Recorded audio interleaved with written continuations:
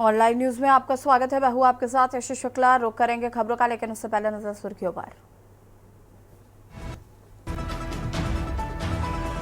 विश्व धरोहर समिति के 46वें सत्र की मेजबानी के लिए तैयार भारत। प्रधानमंत्री मोदी कर सकते हैं उद्घाटन। 21-31 जुलाई तक देश में पहली बार होगी आयोजित मॉनसून सत्र में 6 नए विधेयक करेगी पेश सरकार। लोकसभा अध्यक्ष ने कार्यमंत्रणा समिति का किया गठन। एक्शन मोड में बिहार के सीएम नीतीश कुमार। कानून व्यवस्था को लेकर बुलाई गई हाई लेवल मीटिंग, सभी जिलों के एसपी मौजूद। वर्ल्ड रिकॉर्ड बनाने के लिए योगी सरकार तैयार। 20 जुलाई को एक दिन में 36.5 करोड़ पौधे लगाने की तैयारी। पौधे लगाकर उल्लेखनीय रिकॉर्ड बनाने की तैयारी में बीजेपी। महाराष्ट्र कांग्रेस आज करेगी बैठक। एमएलसी चुनाव में क्रॉस वोटिंग पर होगी चर्चा। बैठक में कांग्रेस क्रॉस वोटिंग करने वाले विधायकों पर एक्शन ले सकती है कांग्रेस। यूपी में बाढ़। काशी में गंगा के 30 घाट डूबे। गोरखपुर में एनडीआरएफ तैनात। आप देख रहे हैं के न्यूज, खबरों का साथी। और लखनऊ से इस वक्त की बड़ी खबर आपको बता देते हैं। लखनऊ से खबर, जहां पर यूपी को लेकर एक्शन में आरएसएस और बीजेपी की होगी बड़ी बैठक। संघ के सह सरकार्यवाह अरुण कुमार लेंगे बैठक में यूपी बीजेपी के टॉप 5 नेता रहेंगे मौजूद।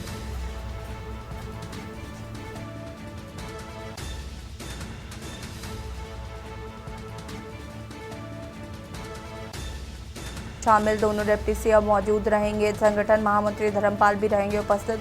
बीजेपी के टॉप 5 नेताओं को लखनऊ में बने रहने के निर्देश। संघ के सह सरकार्यवाह अरुण कुमार लेंगे बैठक। केशव प्रसाद रधिकिया प्रयागराज का दौरा। सरकार और संगठन में समन्वय को लेकर होगी बातचीत। 20 और 21 जुलाई को 2 दिन चलेगी बैठक। संगठन की नाराजगी और असंतोष के बीच ये बैठक। संगठन महामंत्री धर्मपाल भी रहेंगे मौजूद।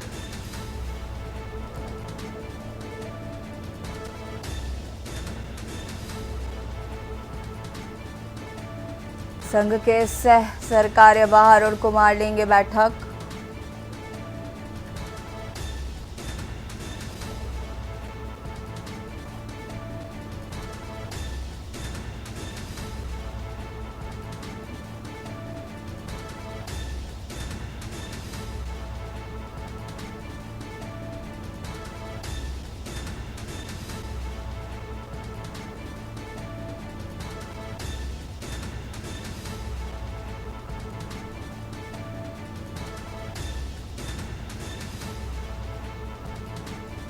यूपी को लेकर एक्शन में आरएसएस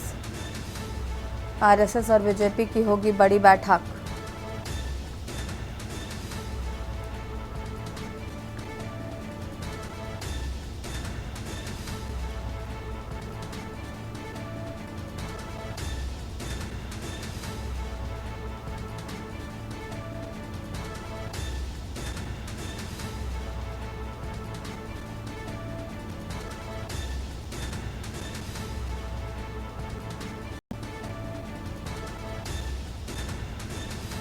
और इसी खबर पर ज्यादा जानकारी के लिए संवाददाता संदीप हमारे साथ जुड़ चुके हैं। संदीप, ये बड़ी बैठक का आयोजन किया जा रहा है और ये बैठक यूपी के लिहाज से काफी महत्वपूर्ण है। यूपी में पिछले काफी दिनों से हम देख रहे हैं कि किस तरीके का परिवर्तन देखने को मिल रहा है। कहीं ना कहीं यूपी में सब कुछ ठीक ठाक तो नजर नहीं आ रहा। जिस तरीके से हम कह सकते हैं कि ये बैठक इसलिए जिस वजह से है क्योंकि आरएसएस की अब लगातार जो कि काफी समय से एंट्री नहीं हो पा रही थी, लेकिन अब जो है बैठक में मौजूदगी देखने को मिलेगी। यानी कि इसके साथ साथ जो 5 जो उत्तर प्रदेश के जो बड़े मंत्री हैं वो इसमें रहेंगे। यानी कि उत्तर प्रदेश के मुख्यमंत्री योगी आदित्यनाथ इस बैठक में रहेंगे।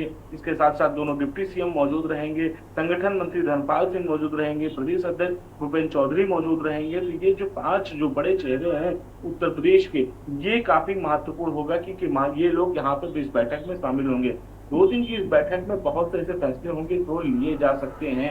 यानी कि कहा जा सकता है कि जिस तरीके से भारतीय जनता पार्टी में जो उठापटक चल रही, लगातार लोग जो है एक दूसरे पे तर्क-वितर्क कर रहे हैं, संगठन और सरकार की बातें कर रहे हैं। तो ऐसे में अब ये माना जा रहा है कि जिस तरीके से भारतीय जनता पार्टी इस बैठक के माध्यम से क्या कुछ नई तकनीकी या कुछ नए विचारों के साथ में इस बार जो है कुछ नया करने के इरादे रहेंगे। तो ऐसे में साफ है कि जिस तरीके से भारतीय जनता पार्टी के साथ में और आरएसएस की ये जो बड़ी बैठक होगी, काफी महत्वपूर्ण होने वाली उत्तर प्रदेश के लिहाज से।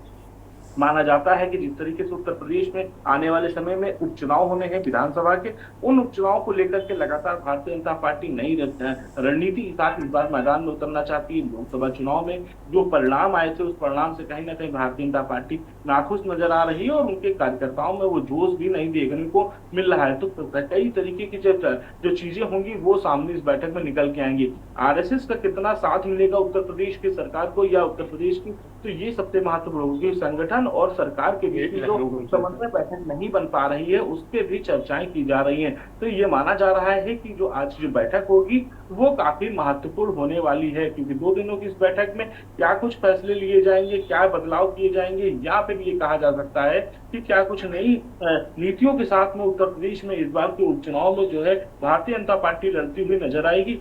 काफी महत्वपूर्ण होगा, क्योंकि साफ तौर पे केशव प्रसाद मौर्य का इलाहाबाद का जो दौरा था वो रद्द हो चुका है। तो ये भी एक अनुमान लगाया जा रहा है कि महत्वपूर्ण बैठक के उनमें सम्मिलित होने के लिए दौरा जो है उनका रद्द किया गया है।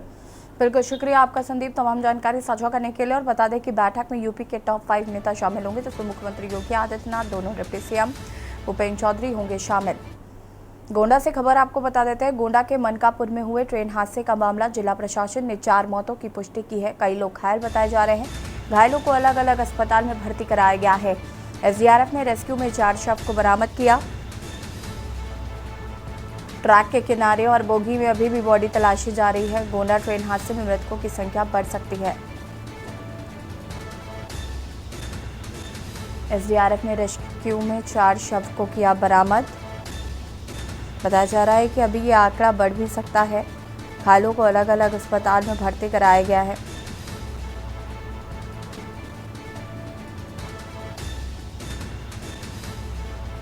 ट्रैक के किनारे और बोगी में अभी भी बॉडी तलाशी जा रही।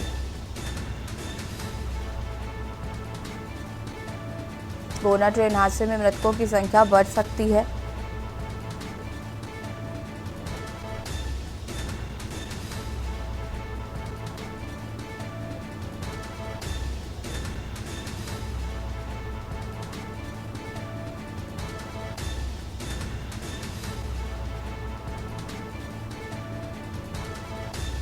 और इसी खबर पर ज़्यादा जानकारी के लिए ब्यूरो चीफ राजेश शुक्ला हमारे साथ जुड़ चुके हैं। राजेश जी, क्या कुछ जानकारी है इस पूरे मामले को लेकर, अपडेट क्या मिल पा रहा है?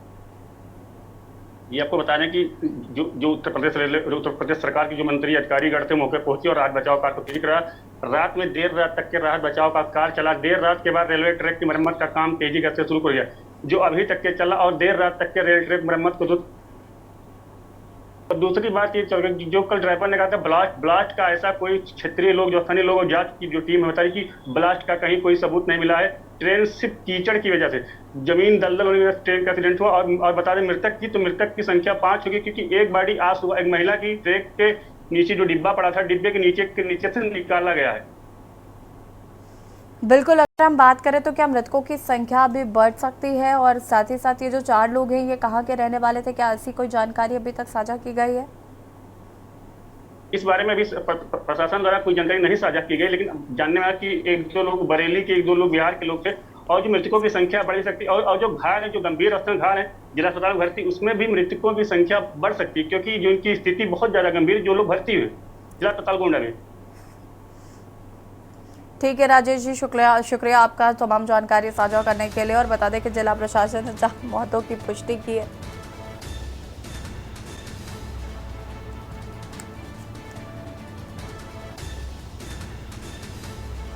एसडीआरएफ ने रेस्क्यू में 4 शव को बरामद किया है। गोंडा से खबर, जहां पर ट्रेन के डिब्बे के नीचे मिला एक और शव, एक महिला का शव बरामद हुआ है। राहत बचाव कार्य के बीच मिला महिला का शव। आरपीएफ के लोगों ने बरामद किया शव। रेलवे दुर्घटना में अब तक 5 लोगों की मौत हो चुकी है।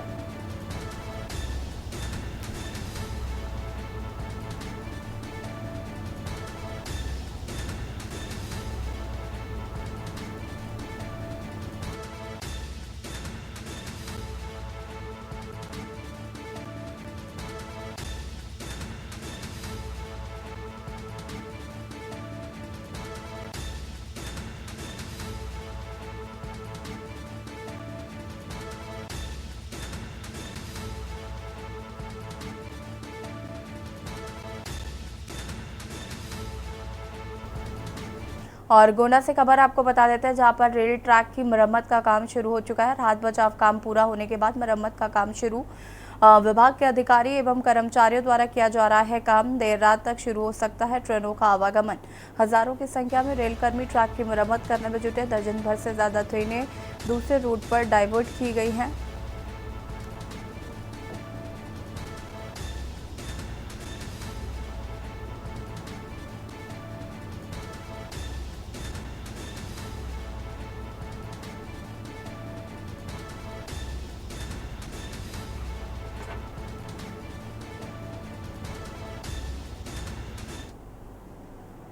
बरेली से इस वक्त की बड़ी माफ कीजिएगा, गोंडा से आपको बड़ी खबर बता देते हैं। गोंडा से खबर, रेल हादसे में घायलों से मिलने पहुंचे डीएम।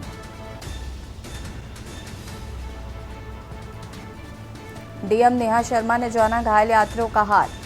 गोंडा जिले में 4 घायल यात्री हैं एडमिट। रेलवे हॉस्पिटल गोंडा में 4 घायल यात्री हैं एडमिट। गोंडा जिले में 4 घायल यात्री से मिलने के लिए पहुंची DM Neha Sharma.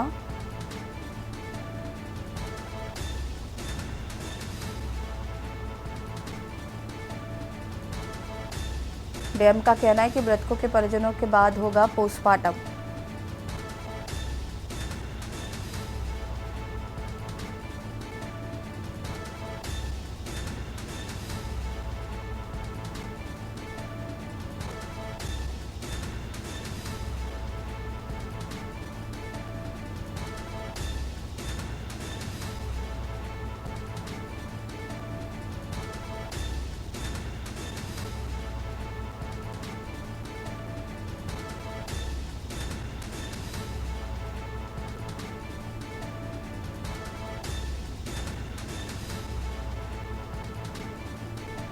Railway hospital Gonda में 4 घायल यात्रियों से मिलने पहुंची डीएम नेहा शर्मा।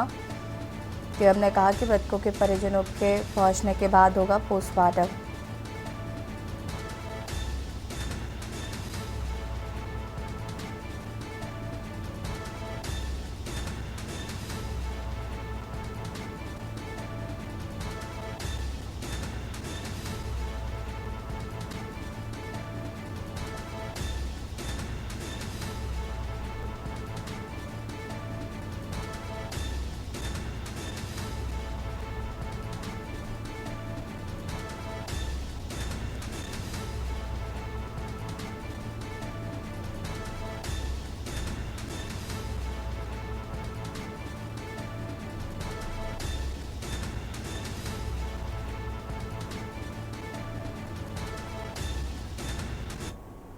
बरेली से इस वक्त की बड़ी खबर आपको बता देते हैं, जहां पर सामूहिक निकाह की अनुमति का आवेदन हुआ रद्द।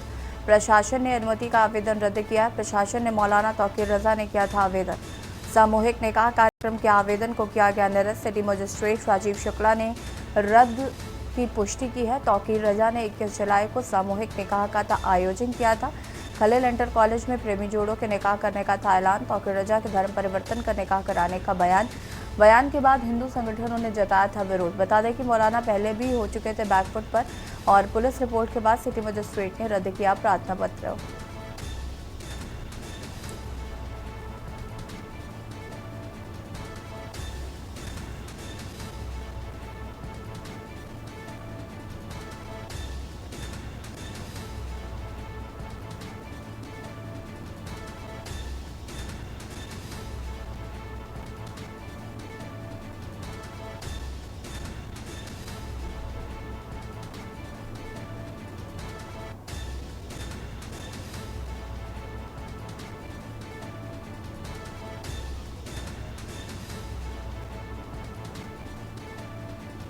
और इसी खबर पर ज्यादा जानकारी के लिए संवाददाता शानू हमारे साथ जुड़ चुके हैं। शानू, क्या कुछ जानकारी है इस पूरे मामले को लेकर?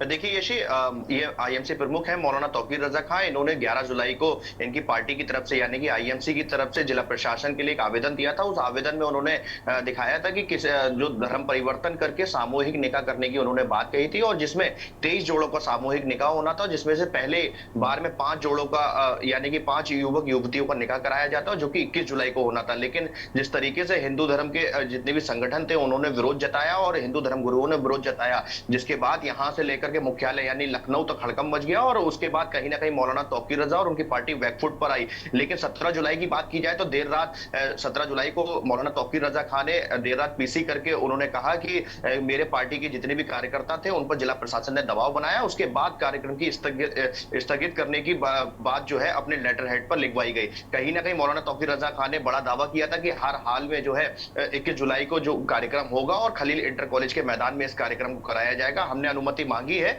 लेकिन जिला प्रशासन देखना होगा अनुमति देता है या नहीं। लेकिन देर रात की बात की जाए तो पूरे मामले पर एलआईयू और बरेली पुलिस जांच कर रही थी, और उस जांच में सबसे पहले की बात की जाए तो सबसे बड़ी टिप्पणी की गई है सीओ फर्स्ट पंकज श्रीवास्तव की तरफ से। जो आवेदन मौलाना तौकीर रजा खान की तरफ से दिया गया है, उस आवेदन में जिन युवक युवतियों की शादी होनी है उनकी सूची उसमें नहीं संलग्न की गई है, यानी कि उसके साथ उन लोगों का नाम नहीं दर्शाया गया है जिनकी शादी होनी है। और दूसरी बात उन्होंने दूसरी टिप्पणी उसमें की है कि जिस तरीके से सावन का महीना है और सावन के महीने की शुरुआत जो है शुरू होने वाली है, और जिसमें बरेली की तरफ से कांवड़िया अपने मार्ग को निकलेंगे, तो कहीं ना कहीं 21 जुलाई को अगर ये कार्यक्रम करते हैं तो माहौल बिगड़ने का प्रयास हो सकता है और दोनों समुदायों की तरफ से कहीं ना कहीं बरेली की शांति व्यवस्था को चोट पहुंचाई जा सकती है। कहीं ना कहीं इस पूरे मामले को लेकर के सीओ फर्स्ट ने अपनी रिपोर्ट जो है बरेली जिला प्रशासन को दी, और जिला प्रशासन ने देर रात यानी कि राजीव शुक्ला जो कि सिटी मजिस्ट्रेट है, उन्होंने अनुमति का जो आवेदन था उसको रद्द कर दिया गया है। फिलहाल अब की बात की जाए तो किसी भी हाल में आवेदन को स्वीकार नहीं किया गया है, रद्द कर दिया गया है। और ये बात खुद के न्यूज पर राजीव शुक्ला जो कि सिटी मजिस्ट्रेट है, उन्होंने इस बात को अपनी पुष्टि की है। किसी भी प्रकार की अनुमति नहीं दी गई है और अब कोई भी इस तरीके का कार्यक्रम नहीं होने दिया जाएगा जब तक सावन का महीना चल रहा है। फिलहाल अब तक की बात की जाए तो मौलाना तौकीर रजा खान ने बड़ा दांव पेच खेला है यशी। उन्होंने देर रात बड़ा दावा किया है कि जिला प्रशासन से हमारी बातचीत हुई है, जिस तरीके से अब तक बरेली में मुस्लिम युवतियों का धर्म परिवर्तन करा करके हिंदू रीति रिवाज से शादी कराई गई है, उन सभी जोड़ों की जो है जांच कराई जाए और उसमें सख्त से सख्त कार्रवाई कराई जाए। यशी, शुक्रिया आपका जानकारी साझा करने के लिए शानू। और बता दें कि प्रशासन ने मौलाना तौकीर रजा का जो प्रार्थना पत्र था उसे स्वीकार नहीं किया था और सामूहिक निकाह कार्यक्रम के आवेदन को निरस्त किया गया है। बरेली से खबर आपको बता देते हैं, जहां पर मसाला और तंबाकू कारोबारी ने की जीएसटी चोरी। कारोबारी ने की 2 करोड़ की जीएसटी चोरी। जीएसटी विशेष अनुसंधान शाखा ने छापा मारा। जीएसटी कमिश्नर ओपी चौबे को मिली थी सूचना। श्याम ट्रेडर्स पर होता है 25 करोड़ से अधिक का व्यापार। मौके पर टीम ने 70 लाख रुपए कराए जमा। व्यापारी बोगस फर्मों के जरिए खरीद रहा था माल। जीएसटी की कार्रवाई से व्यापारियों में हड़कंप मचा हुआ है।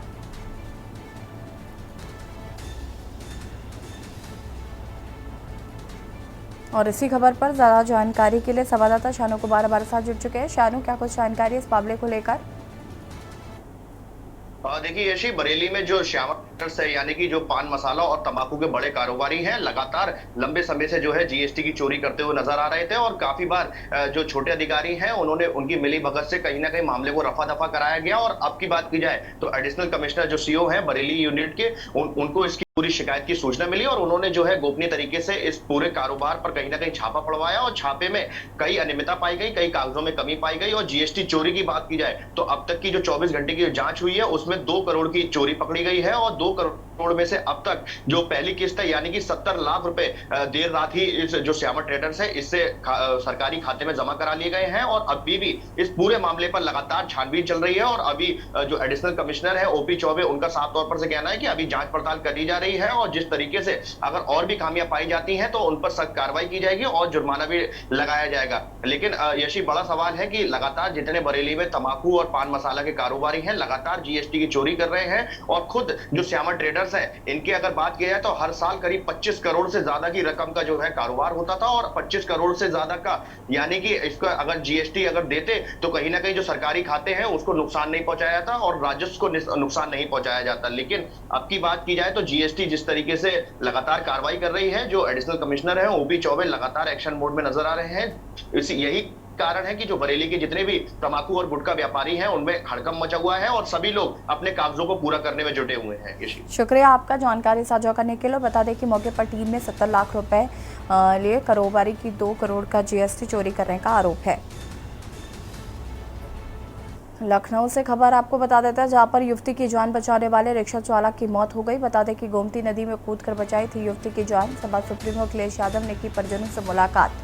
अखिलेश यादव शादाब के परिवार को दी आर्थिक मदद। शादाब के परिजनों को 1 लाख की आर्थिक मदद दी है। कल पार्टी मुख्यालय में अखिलेश ने की थी मुलाकात। गोमती में छलांग लगाकर कूदने वाली युवती की बचाई थी जान। अखिलेश यादव ने शादाब के परिवार को दी है आर्थिक मदद।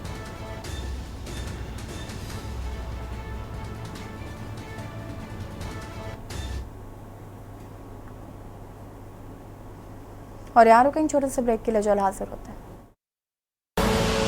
आप देख रहे हैं के न्यूज, खबरों का सारथी। ब्रेक के बाद एक बार फिर से आप सभी का स्वागत है और नाव से खबर आपको बता देते हैं। लखनऊ आगरा एक्सप्रेसवे पर हुआ हादसा। नाव से खबर, हादसे में 5 लोगों की मौत, एक की हालत गंभीर।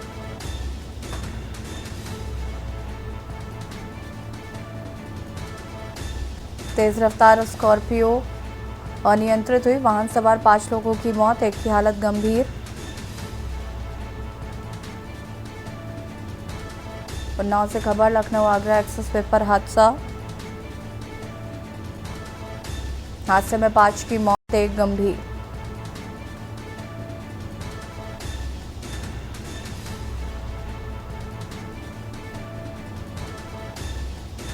वाहन सवार 5 लोगों की मौत। लखनऊ आगरा एक्सप्रेसवे पर हुआ हादसा।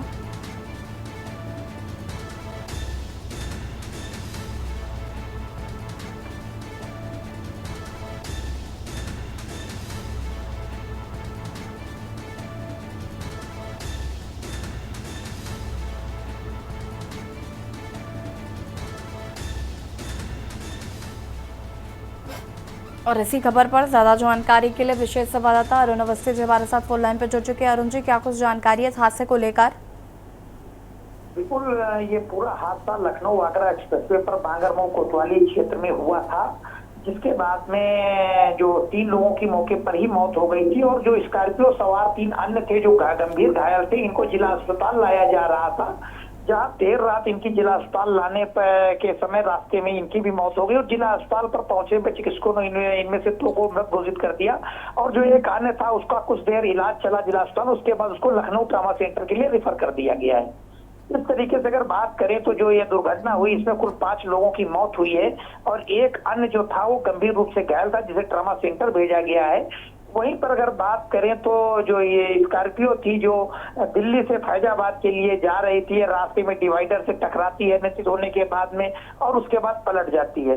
बताया ये भी जा रहा है कि जो इसमें ड्राइवर था उसकी जगह पर दूसरे जो साथी बैठे हुए लोग थे वो गाड़ी चला रहे थे और गाड़ी चलाते समय वो अनियंत्रित हो जाते हैं, डिवाइडर से टकराते हैं और इसका जो स्कॉर्पियो है पलट जाती है। पलटने के बाद में इसमें 3 की मौके पर मौत होती है और 2 अन्य की जिला अस्पताल पहुंचने के दौरान रास्ते में मौत हो जाती है। जी शुक्रिया आपका अरुण जी तमाम जानकारी साझा करने के लिए। और बता दें आपको कि पुलिस हादसे की फिलहाल जांच पड़ताल में जुटी हुई है। रोहतक से लखनऊ की तरफ जा रहे थे वाहन सवार।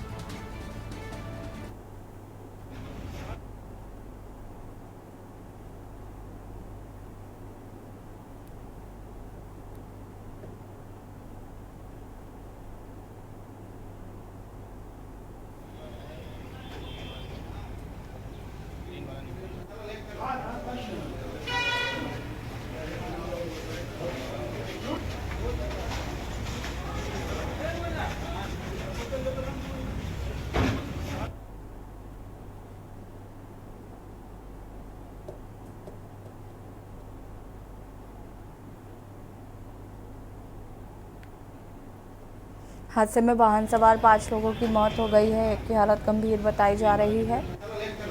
उसे अस्पताल में भर्ती कराया गया है। तेज रफ्तार कार अनियंत्रित होकर पलटी। इसमें अभी मालूम पड़ा ये लोग जो है अपने वाहन से जा रहे थे, स्कॉर्पियो गाड़ी बताई गई है और ये बताया गया था डिवाइडर से टकराकर जो दुर्घटनाग्रस्त हो गई है, जिसमें मौके पर ही 3 व्यक्तियों की मृत्यु हो गई थी। 3 लोग घायल थे जिन्हें जिले के लिए रेफर किया गया था, लेकिन एकदम दुख की बात है कि 2 लोग रास्ते में गुजर गए हैं और जो घायल है उनका जो है बेहतरीन से बेहतरीन मेडिकल उपचार किया जा रहा है। हमारी डॉक्टरों की टीम लगी हुई है। इनके परिजनों को सूचना दे दी गई है और उनके आने पर जो है अग्रिम कार्रवाई की जाएगी। अभी तक जो जानकारी मिली है कि इनकी स्कॉर्पियो जो है डिवाइडर से टकरा के पलट गई थी, उसमें ये लोग घायल हुए थे। लखनऊ से खबर आपको बता देते हैं, जहां पर डीजीपी प्रशांत कुमार ने दिए निर्देश। एफआईआर दर्ज करने से पहले प्रार्थना पत्रों की होगी जांच। व्यापारिक व्यावसायिक विवादों के प्रार्थना पत्रों की जांच। सिविल प्रकृति मामलों को आपराधिक रूप देने का बड़ा चलन। बेडल फैक्ट्री के प्रार्थना पत्रों की जांच के बाद होगी एफआईआर। होटल, नर्सिंग होम, शैक्षिक संस्थानों के प्रार्थना पत्रों की जांच मामले में के प्रार्थना पत्रों की जांच के बाद दर्ज हो एफआईआर।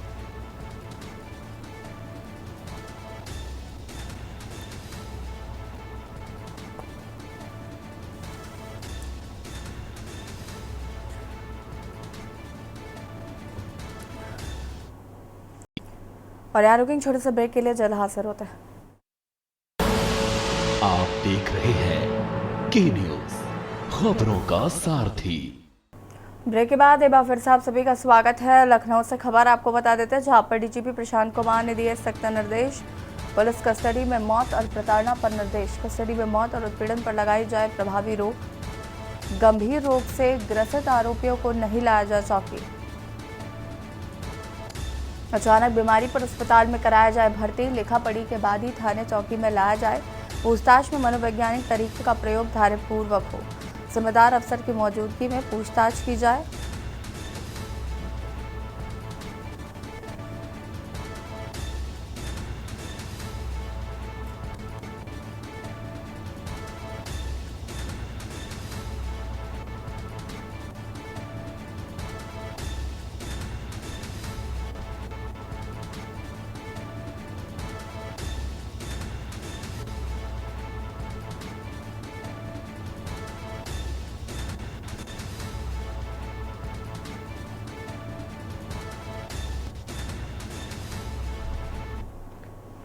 लखनऊ से खबर आपको बता देता है, यूपी के कृषि मंत्री सूर्य प्रताप शाही का बयान आया सामने। 1 दिवसीय क्षेत्रीय परामर्श कार्यक्रम का आयोजन। प्राकृतिक खेती के विस्तार के लिए चली योजना। किसानों को जागरूक कर प्रशिक्षण कराया गया। प्राकृतिक खेती के उत्पादनों की मास्टर ट्रेनिंग दे रहे ट्रेनिंग यूपी के किसान व कृषि अधिकारियों को दी गई ट्रेनिंग।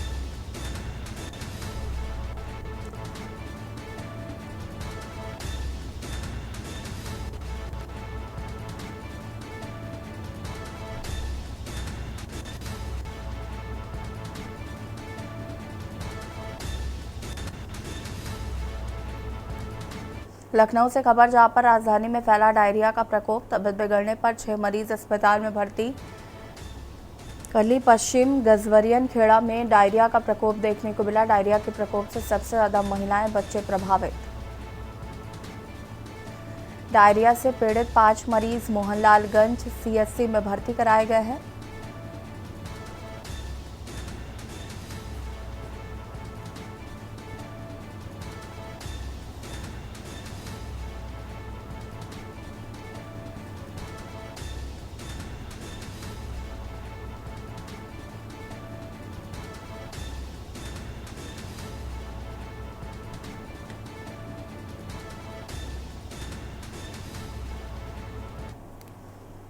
बरेली से खबर, जहां पर चोरी के आरोपियों से पुलिस की मुठभेड़। चेकिंग के दौरान गाड़ी से भागने लगे आरोपी। घेरेबंदी के दौरान पुलिस पर आरोपियों ने की फायरिंग।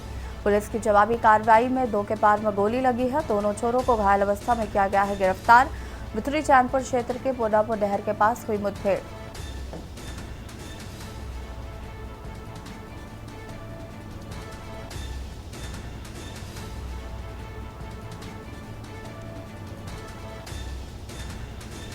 घेरेबंदी के दौरान पुलिस पर आरोपियों ने की फायरिंग।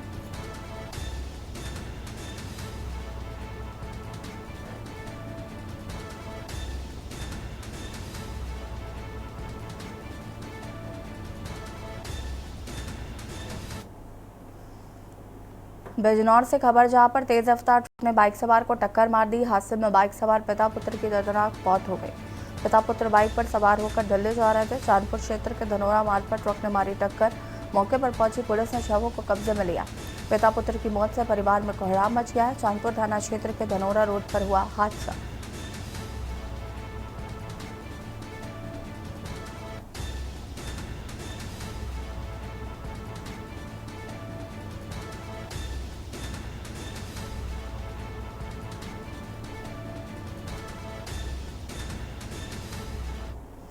सीतापुर से खबर जहां पर बड़ा ट्रेन हादसा होते होते टला। ट्रेन के सामने सांड की टक्कर हुई। ट्रेन के नीचे फंसा सांड। बता दें कि 1 घंटे से खड़ी ट्रेन यात्रियों को करना पड़ा परेशानियों का सामना। रेलवे कर्मचारी ने सांड को काट कर निकाला। गोरखपुर से सीतापुर पहुंच रही थी ट्रेन। गोंडा पैसेंजर ट्रेन का ये पूरा मामला बताया जा रहा है। महमूदपुरा गांव के पास हुआ हादसा।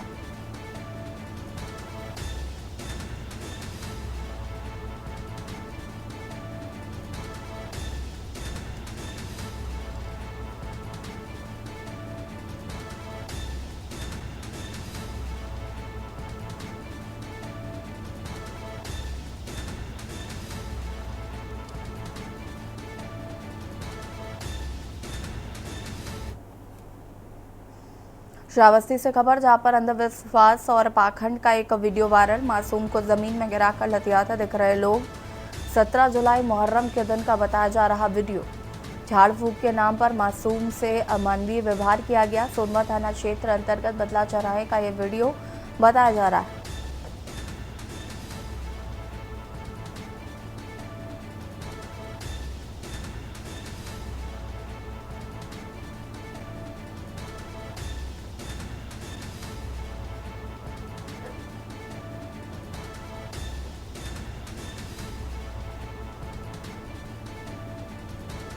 झाड़ फूक के नाम पर मासूमों से अमानवीय व्यवहार।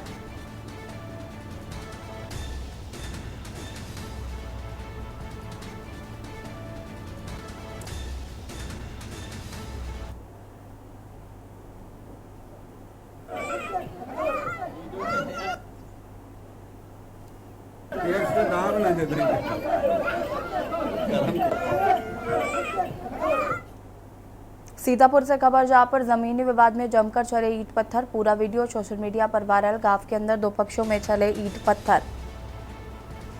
पुलिस से दोनों पक्षों पर की कार्रवाई। जमीनी मामले में न्यायालय में लंबित है मामला। ईंट पत्थर चलने में 3 लोग घायल। महमूदाबाद कोतवाली क्षेत्र के कंजाबारी गांव का ये पूरा मामला बताया जा रहा है।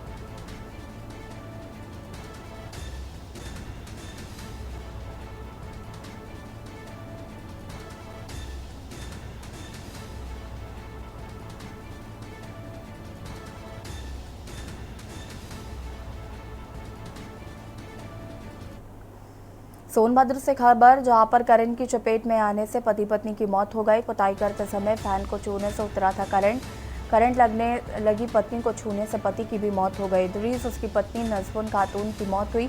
पति पत्नी की मौत से गांव में कोहराम मच गया। कोन थाना क्षेत्र के देवाचन गांव का एक पूरा मामला बताया जा रहा है।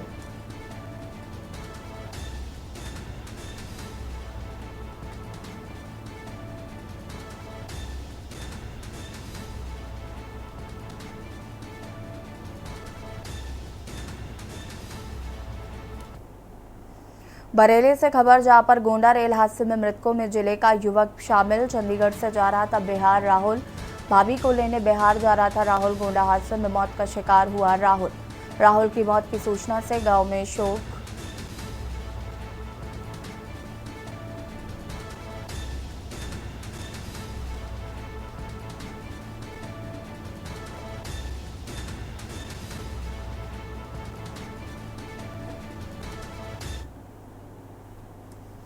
मेरठ से खबर जहां पर फलावदा थाना क्षेत्र में तेंदुआ दिखने से हड़कंप मच गया। भोला शमशान घाट के पास खेतों में दिखा तेंदुए की आहट से किसानों में दहशत का माहौल। बस्ती से 1 किलोमीटर दूर है भोला शमशान घाट। सूचना पर पहुंची वन विभाग की टीम। तेंदुए की तलाश में जुटी वन विभाग की टीम।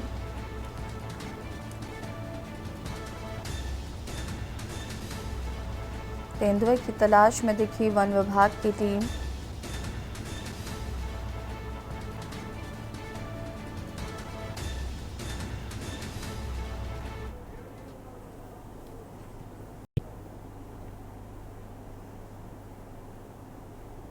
यूपी के डिप्टी सीएम ब्रजेश पाठक के लाख प्रयासों के बावजूद भी अयोध्या जनपद के सीएससी खैरनपुर में डॉक्टर मरीजों का शोषण करने से बाज नहीं आ रहे हैं।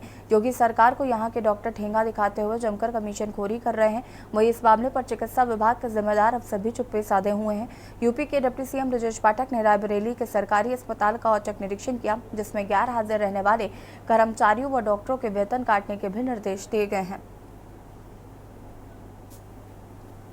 सीएम ब्रजेश पाठक एक तरफ जो है स्वास्थ्य विभाग को लेकर जो है लगातार चर्चा में रहते हैं, लगातार सामुदायिक स्वास्थ्य केंद्र या प्राथमिक स्वास्थ्य केंद्र या जिला अस्पताल में लगातार छापा मार रहे हैं और वहां पे मूलभूत सुविधाएं कितनी मिल रही हैं, जो है वहां पे जो तीमारदार आ रहे हैं, पेशेंट आ रहे हैं, कितनी सुविधाएं मिल रही है, उसी को लेकर लगातार छापेमारी कर रहे हैं। लेकिन जो अयोध्या का जो सीएससी है, खैरनपुर सीएससी सामुदायिक स्वास्थ्य केंद्र खैरनपुर है, यहाँ पे कोई लगाम नहीं है। अगर एक बुखार भी है तो सीधा 1200, 1500, 2000 रुपए की दवाइयाँ लिखी जा रही है। हम आपको दिखाना चाहूंगा कि ये देखिए जो शीशियां टंगी ना जिला अस्पताल में, ये भी सरकार मुहैया नहीं करवा पा रही। अगर सरकार मुहैया करवाती तो आज जो यहाँ पे पेशेंट है, जो किसान आए हैं, गरीब आए हैं, इनको बाहर से दवाइयाँ नहीं लेनी पड़ती। आप इनके साथ हैं? क्या नाम है आपका? लखराज नाम सर। कहाँ से आए हैं? तेथरी से। ये क्या हुआ था दादा को? इनकी खून है, टीबी बीमारी है। हाँ। तो खून गिर रहा है ना बलगम से। कितने की दवा लिखी गई बाहर से? 1450 के। 1450 के। 1450। हाँ, क्या करते हैं? अब किसान आदमी साहब हम लोग। पैसा कहाँ से आया? 1450 साहब का किंजा कहूँ कायम। क्या सोच के आए थे? सरकार ये कहती है कि लगातार जो है सरकारी अस्पताल में मूलभूत सुविधाएं दी जा रही हैं, दवाइयाँ उपलब्ध हैं। क्या 50 दिन आते हैं हम लोग दवाने आते हैं, 50 दिन 1000 बार की दवाई मिलती है। आज महंगी दवाई पड़ी। ये जो ग्लूकोज की शीशियां टंगी है, ये कहाँ से मिली आप? अब मेडिकल पर से लेके आए सब। ये भी नहीं मिली आप? मैं सब लेके आए मेडिकल, खाली ये दवा तो मिली है। देखिए ये जितनी भी दवाइयां है ना, ये सारी दवाइयां जो है प्राइवेट मेडिकल स्टोर से लिखी गई हैं और ये किसी और नहीं बल्कि जो है यहाँ के जो अधीक्षक है, अधीक्षक साहब ने ये दवाइयां लिखी हैं। 1450 रुपए की दवाई दिखाए डॉक्टर साहब को? हाँ दिखाए। दवा लिखी आपको? हाँ जी। तो दवा कहाँ से लेंगे आप? अब यहाँ अंदर से कुछ दिए हैं, कुछ बाहर से। बाहर से कैसे लेंगे? अब पैसे से लेंगे और कैसे लेंगे। क्या सोच के आए थे कि फ्री में इलाज होगा? अब आए तो वही थे, मगर जब नहीं हुआ तो अब जितना इनके पास है उतना दे रहे हैं। बाकी यूपी के डिप्टी सीएम ब्रजेश पाठक जी स्वयं जो है लगातार सामुदायिक स्वास्थ्य केंद्र या प्राथमिक स्वास्थ्य केंद्र या जिला अस्पताल पे लगातार छापामारी कर रहे हैं, लेकिन हो सकता है कि उनके संज्ञान में ये सामुदायिक स्वास्थ्य केंद्र रुदौली ना आ रहा हो, या यूं कहें कि यहाँ के जो अधीक्षक साहब हैं, ये भी जो जनप्रतिनिधि होते हैं, उनकी फेरी करने में अक्सर माहिर माने जाते हैं, क्योंकि लगातार यहीं पर उनका जमावड़ा है। कई वर्षों से, करीब 7-8 वर्षों से लगातार यहीं पर जमे हुए हैं। बीच में हालांकि उनका 2 बार ट्रांसफर हुआ, लेकिन ज्यादा दिन अलग कहीं नहीं रुक पाए। वो सुहावल भी गए, 1-1.5 महीने वहां रहे, वहां से सीधा जो है पलटी मार के कामाख्या मंदिर पहुंच गए और कामाख्या मंदिर सीएससी सुनबा से जो है पुनः उसी सीएससी पे पहुंच गए जहां पर वो शुरू से लेकर अब तक तैनात हैं। प्रवेश पांडे, के न्यूज, अयोध्या। मुहर्रम के दौरान कानपुर में जूही थाना क्षेत्र के परमपुरवा में एक वीडियो वायरल हुआ, जिसमें विशेष समुदाय द्वारा आपत्तिजनक नारे लगाए गए थे। इसके साथ ही मुहर्रम में झटपट घटनाएं भी सामने आई। इस मामले पर के न्यूज से बात करते हुए हिंदू नेता एवं बजरंग दल के महाप्रमुख कृष्णा तिवारी ने विशेष समुदाय लगातार माहौल खराब करने का प्रयास करता है, ऐसे वीडियो के माध्यम से समाज पर डर फैलाने का काम किया जाता है। उन्होंने कहा कि अगर कोई भी डर फैलाने का काम करेगा तो उस पर निश्चित कड़ी कार्रवाई होगी। उन्होंने मुहर्रम के दौरान हैलट और तमाम इलाकों में हुई बिजली कटौती पर बोलते हुए कहा कि कैस्को को मुहर्रम पर पहले से ही तैयारी करनी चाहिए थी। हैलट जैसे अस्पताल में बिजली कटौती नहीं होनी चाहिए थी। कृष्ण तिवारी ने कहा कि मुहर्रम की 9वीं तारीख पर जिस तरह से देर रात घंटाघर पर 2 पक्षों में झगड़ा हुआ, उससे प्रतीत होता है कि जानबूझकर लोगों को डराने का काम किया गया है। कानपुर में मुहर्रम के दौरान एक विशेष समुदाय आपत्तिजनक नारे लगाने का वीडियो वायरल हुआ था। इसके साथ ही 1-2 जगह झड़प की बात सामने आई थी। इस वक्त हमारे साथ मौजूद हैं हिंदू नेता और बजरंग दल के प्रमुख कृष्णा तिवारी। उनसे बातचीत करेंगे। मुहर्रम के दौरान कानपुर से एक वीडियो वायरल होता है जिसमें एक विशेष समुदाय आपत्तिजनक नारे लगाए। कहीं ना कहीं ये लोग शहर का माहौल खराब करने के लिए जैसे ही इनको मौका मिलता है तो वो उस मौके को बुनाने का काम करते हैं। वो आपत्तिजनक नारे नहीं थे, बल्कि कहीं कानपुर को एक संदेश देने का उन्होंने प्रयास किया था कि अगर भारत में रहना है तो अल्लाह अकबर कहना है। ये नारे जो है, ये जो इनका एक अभियान चल रहा है, एक जो इन्होंने सोच के रखा है कि हम 2047 तक भारत को मुस्लिम राष्ट्र बना देंगे, या गजवाए हिंद की जो मानसिकता के साथ ये चल रहे हैं, उस मानसिकता के तहत ये नारे लगाए गए हैं और कहीं ना कहीं एक समाज को डराने और धमकाने का जो प्रयास किया जा रहा है। ये भूल गए हैं कि उत्तर प्रदेश में माननीय योगी आदित्यनाथ जी की सरकार है और कानपुर का करोड़ों करोड़ हिंदू, भारत का करोड़ों करोड़ हिंदू अभी बैठा हुआ है।